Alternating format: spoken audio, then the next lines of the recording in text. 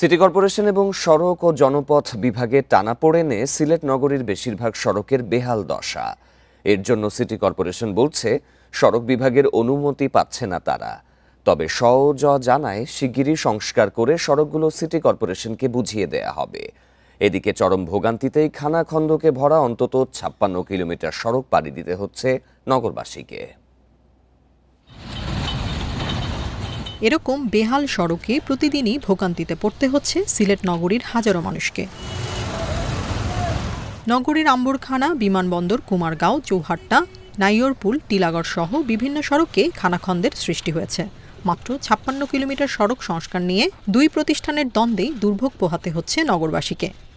এই গর্তের কারণে গাড়িগুলো আসলে স্বাভাবিকভাবে চলাচল করতে পারছে না। তো সেই জায়গায় আসলে অফিস আদালতে যাওয়ার যে একটা টাইমিং, সেই টাইমিংটাই আসলে মিস হয়ে যাচ্ছে। একটা অসুস্থ রোগী, প্রেগনেন্ট রোগী লিয়ে যাইতে খুব ধীরে গতিতে গেলেও কষ্ট হয়। রাস্তাটা একটু মেরামত করলে সবচেয়ে ভালো হতো আর কি। সিলেট শহরের সড়কগুলোর দায়িত্ব সড়ক ও জনপথ বিভাগের। তাদের কাছ থেকে অনাপত্তি নিয়ে সড়কের উন্নয়ন ও সংস্কার কাজ করে সিটি কর্পোরেশন। কিন্তু ১ বছর ধরে এই অনাপত্তিপত্র দিচ্ছে না সড়ক বিভাগ। সিটি কর্পোরেশন বলছে নগরবাসীর স্বার্থে এতদিন সংস্থাটির এনওসি নিয়ে সড়কগুলো সংস্কার করেছে তারা। এখন আর তেমন সাড়া পাচ্ছে না। মেরামত করার জন্য আমরা ওনাদের কাছে এনওসি চেয়েছি। ওনারা যদি এনওসি আমাদেরকে দেন তাহলে তো আমরা মেরামত করতে পারবো। আর যদি এনওসি না দেন তাহলে আমরা অনুরোধ করবো ওনারাই যেন মানুষের ভোগান্তির বিষয়টা চিন্তা করে যেন ওনারা একটু দ্রুত মেরামত করে নেয়।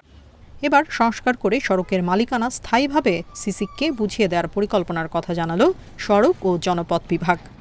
এইটা পার্মানেন্টলি যাতে সিটি কর্পোরেশনকে দেওয়া যায় সেই বিষয়ে আমরা কাজ করছি। আসলে দ্রুততম সময়ের মাঝে আমরা এগুলোকে একটা আরও মেরামত করে এটাকে নাগরিক সুবিধাটাকে আরও একটু বৃদ্ধি করা আমাদের টার্গেট এইটাই। সিলেট মহানগরীতে সড়কের দৈর্ঘ্য মোট ১০৬৮ কিলোমিটার। এর মধ্যে অন্তত ২৫% সড়কই বেহাল।